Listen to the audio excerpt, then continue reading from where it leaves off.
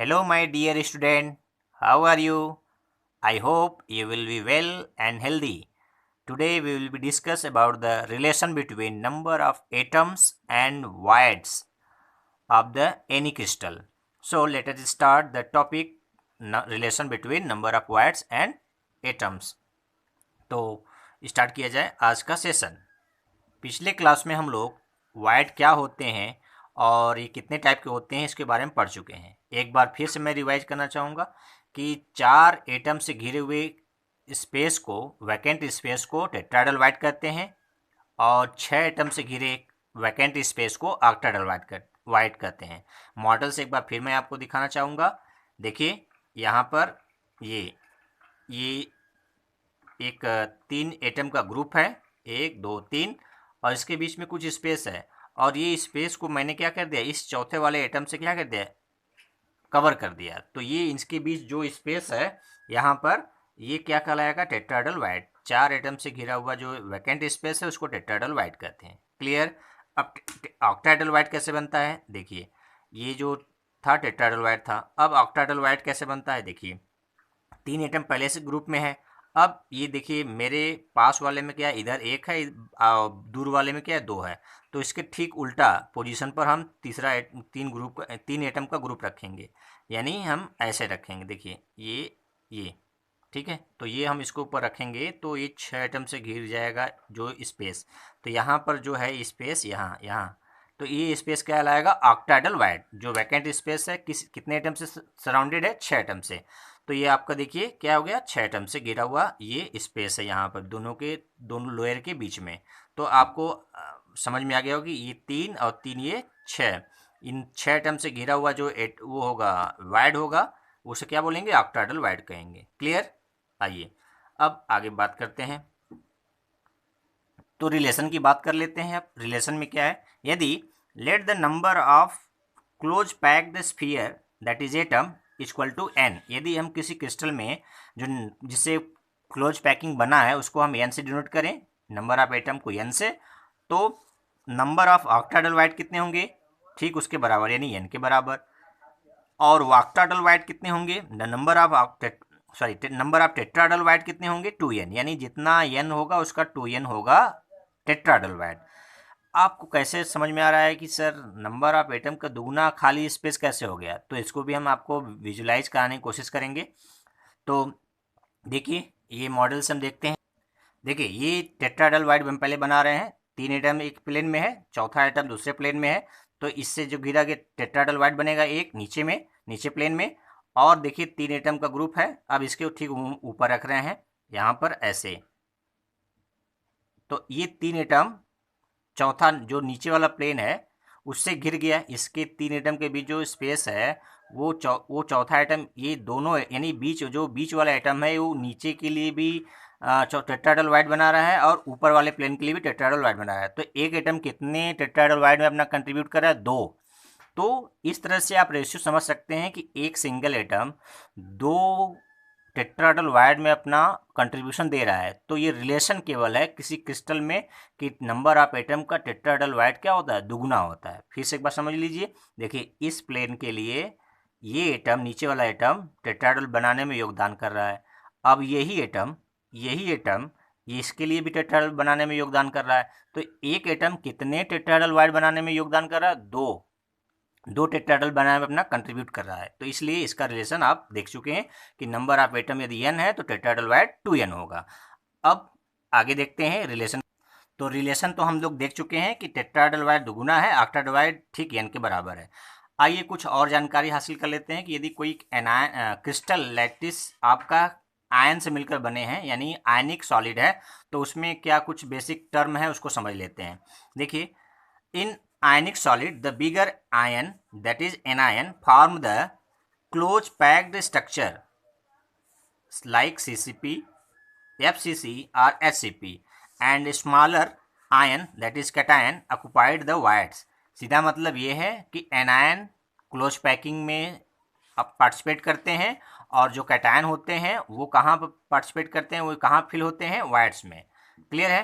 तो कैटायन आपके वायर्ड में भरे होते हैं और एनायन आपके क्लोज पैकिंग में अपना कंट्रीब्यूशन करते हैं। कैसे करते हैं वायर्ड में और एटम में, उसको एक बार देख लेते हैं थ्री डी मॉडल से।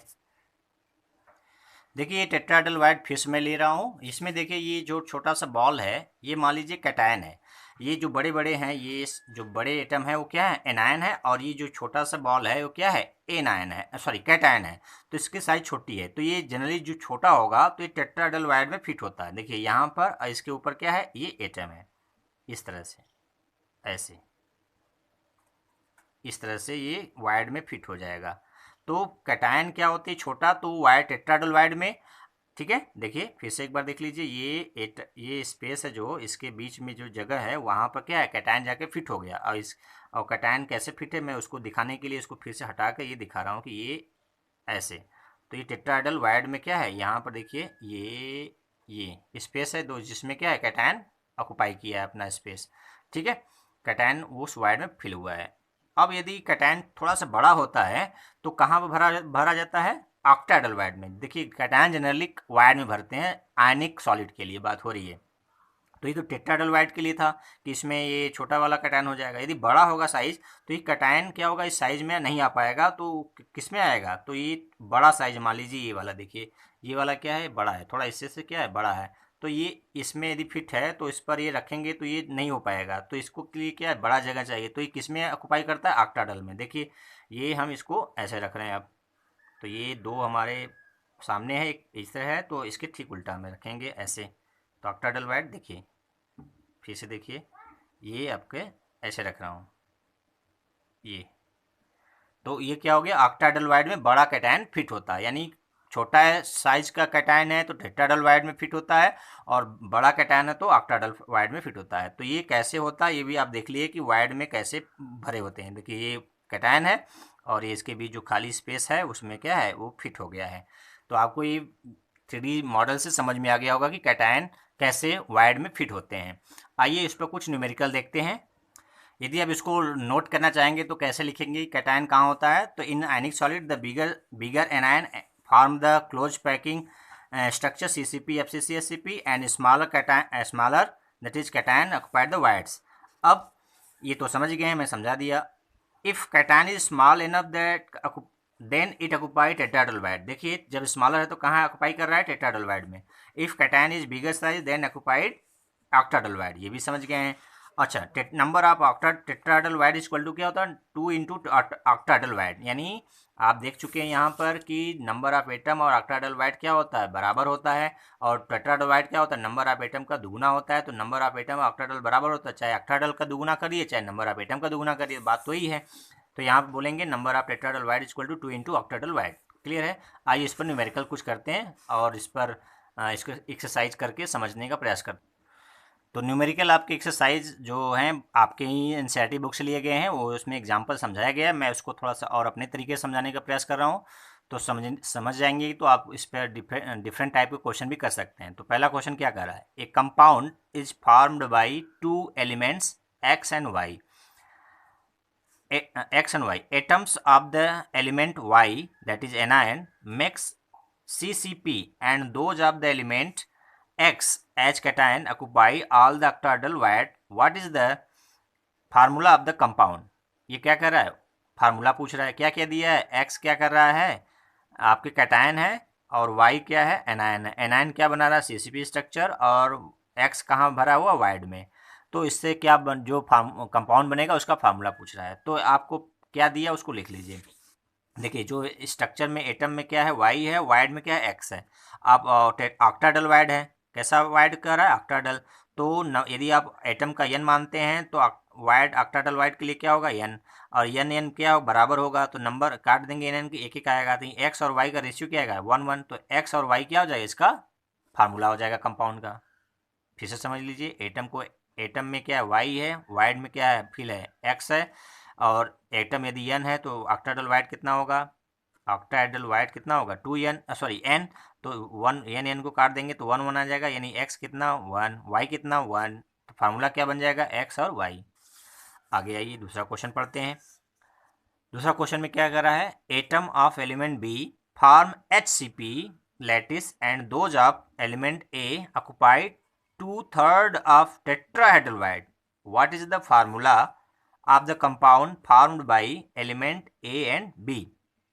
एक बार फिर से देख लीजिए, बी कह रहा है कि एससीपी लैटिस बना रहा है और ए क्या कर रहा है, ऑक्युपाई कर रहा है कहाँ पर, टेट्राडोलवाइड में, लेकिन पूरा नहीं, 2/3 ऑफ टेट्राडोलवाइड, केवल उसका 2/3 ऑफ ऑक्युपाई कर रहा है। तो क्या करेंगे उसके लिए, समझिए, जो दिया जैसे कहा उसको करते जाइए, आपको फार्मूला बन जाएगा। तो कह रहा है एटम कहाँ है, बी क्या है, एटम में है, और वाइड में कौन है, ए फिल हुआ है, यानी वाइड में क्या भरा हुआ है, ए। अब टेट्राडोलवाइड और नंबर ऑफ एटम में क्या रिलेशन होता है, यदि नंबर ऑफ एटम को n से डिनोट कर रहे हैं तो टेट्राडोलवाइड कितना हो जाएगा, 2n हो जाएगा। लेकिन उसका पूरा नहीं भरा हुआ है, केवल क्या कर रहा है, 2/3 कर रहा है, तो 2/3 कर दीजिए इसका।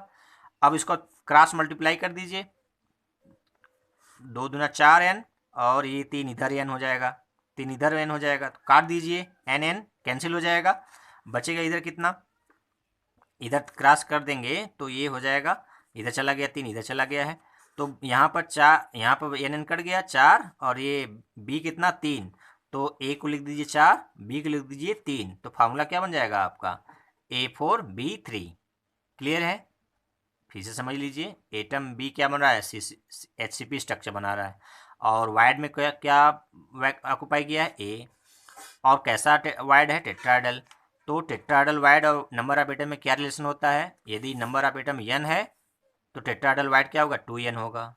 लेकिन 2n यदि पूरा पूरा भरा होता तब, लेकिन ये 2/3 का रहा है तो 2/3 कर दीजिए इसका, और इसको मल्टीप्लाई करेंगे 2 2 या 4n, और इसको क्रॉस मल्टीप्लाई करेंगे तो 3n हो जाएगा, n कैंसिल हो गया, नंबर ए का कितना हुआ 4, बी का 3, फार्मूला बनाएंगे, ए कितना लिखेंगे 4, बी कितना लेंगे 3, तो ये इसका क्या हो जाएगा, फार्मूला हो जाएगा। मुझे आशा है कि आपको ये समझ में आ गया होगा। इस पर बेस्ड और भी एक्सरसाइज क्वेश्चन आपके एक्सरसाइज ने दिए हैं, उसको भी आप कर सकते हैं। बस आपको कंसेप्ट याद रखना है कि यदि नंबर n है एटम का तो ऑक्टाडोलवाइड n ही होगा, और यदि टेट्राडोलवाइड पूछा है तो उसका दुगुना हो जाएगा।